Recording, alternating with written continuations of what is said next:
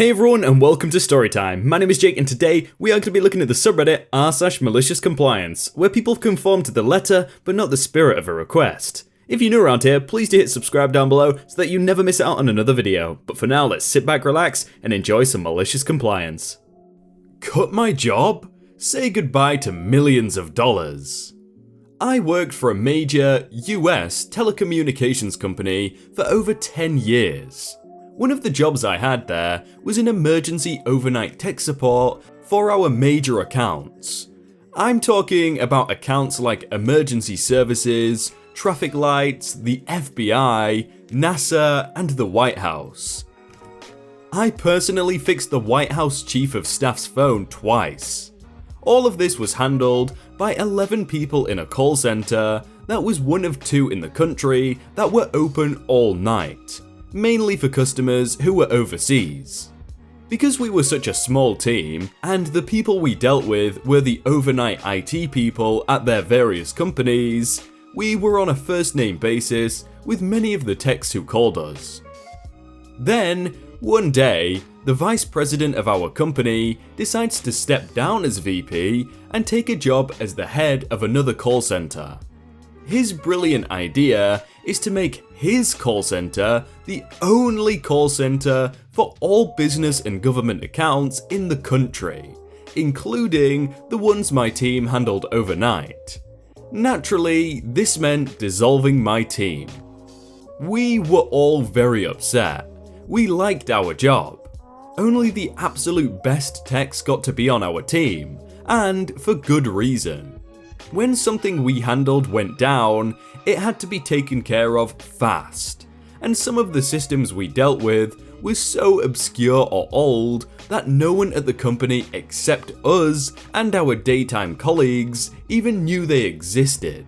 This also meant that we had to be ready to answer at a moment's notice, so we spent most of the night doing nothing, just waiting for a call.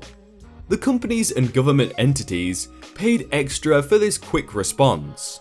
Even so, over the years, my team kept getting assigned more and more little jobs to do between calls, which we handled easily because, well, we were the best.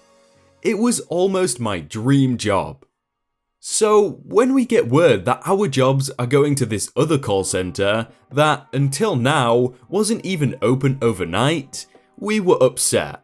Yet most of my team was still pretty supportive. We offered to train the new techs at the other call center. Some of us even offered to travel there for a week or so to do it, but we were all turned down. Our last week on the job comes, and we're there mainly as backup for the new team in the other call center. We are not being routed calls, but we're ready on chat if the new guys have any questions. The questions start coming in, and they're not what we expected. Instead of asking about obscure, outdated systems that no one but us even knew about, the new team is asking us about things like how to fill out a timesheet for a shift that starts before midnight and ends after. And this was their supervisor asking me. We end up answering really basic questions that anyone at our call center, much less anyone on our team, would have known, and we all got a bit worried. Then, the supervisor who asked me about the timesheets asks how many calls we typically get in a night, and I say, oh, between 2 and 5 per person usually. Then, he asks how many people were on my team. 11, I say. 8 to 10 on any given night. Oh, the supervisor says. We have 33. I wondered why we were getting so few calls. They didn't have to do the little tasks my team did between calls either. They couldn't. They weren't even trained for the calls they were getting. The next week, my team was transferred into the normal overnight call queue, handling boring calls from people who didn't read or listen to the directions we gave them about how to make their phones work while overseas. A week after that, other regular overnight reps start asking me and the other former elite reps questions about systems that only we would know about. Suspicious. A few days later, I get a call transferred to me, and it's one of the overnight IT guys from the major accounts. I ask how he got hold of me, and he says that the first guy he talked to transferred him to me. Turns out, of course, that the untrained reps at the new call center were still untrained, so they were just dumping the calls into my call center's general queue and hoping that out of the 60 or so techs working there, the one who'd pick up would be from the former major accounts team. Since 3 of our 11 people had quit when our team was dissolved, the odds of that were pretty darn low, which meant it took multiple transfers, which meant they weren't getting the help they needed in the time frame my company was contractually obligated to provide. I went to the director of my call center to let him know about this, hoping it would mean that since the new team was failing that hard, the company would see reason and reinstate my team again. Nope. My director informed me that the team would not, under any circumstances, be reinstated at our call center. I could tell he was not happy about this at all. So then came the malicious compliance. My director told me, and every other overnight tech at my center, that if we were transferred a call for a major account, we were not to touch it, as we were not authorized to handle those accounts. The next night, the accounts wouldn't even open for us, because our security clearance had suddenly been revoked. We were to transfer all such calls back to the correct queue. We were also instructed to forward any correspondence sent to us from the new major accounts team to our supervisors, whether chat or email. In a few days, the transfers to our center stopped. Now, I wish I could say that the company saw the error of its ways, my team was reinstated, and everything went back to the way it was. But it didn't. Instead, the company hemorrhaged major accounts like crazy. We lost accounts whose monthly bills were in the millions of dollars due to our failure to keep the terms of our contracts. Barely a month after it was created, the overnight team at the other call center was disbanded and the jobs outsourced. Then, the outsourcers started transferring the calls to my center. Again, I went to our director, hoping against hope my team would be reinstated. Nope. But the transfers stopped. Again. And the company lost even more multi-million-dollar accounts. Last year, the company announced the layoff of tens of thousands of employees. I wonder why. I saw the writing on the wall and got the heck out of there with the best severance package I could. So did my call center director. He was no fool either. All because some idiot executive had a bright idea and not even the slightest clue how to execute it. Wow. And I bet that vice president or whatever, he's still in power. I guarantee, like, he's just swept it under the rug and think, oh, it must have been someone else's fault. You want a bus that takes you close to X station? Okay. I was coming home from the post office today. I just got off the train and was now sitting in the back of the bus, parked by the curb behind another bus. That's when she appeared, the star of our story, Dumb Lady. Excuse me, what bus do I take to get to the event? There's an annual event going on in my city that lasts roughly 2 weeks. No buses take you to the event grounds. You can take the train and switch train lines to get there though. No, I need a bus that goes there. There's no bus that takes you directly there. This goes on for about 2 minutes. The whole time, the bus driver has been trying to explain to the woman that it's faster and more convenient to just take the train into the city and switch train lines in downtown. But she doesn't want to for some reason. I think at that point, the bus driver has had enough. as afterwards, the bus dropped me off 2 stops prematurely from my stop before it went out of service. So I'm guessing the bus driver just wanted his shift to be over and wanted to get rid of her. I need to take a bus that at least takes me close to there.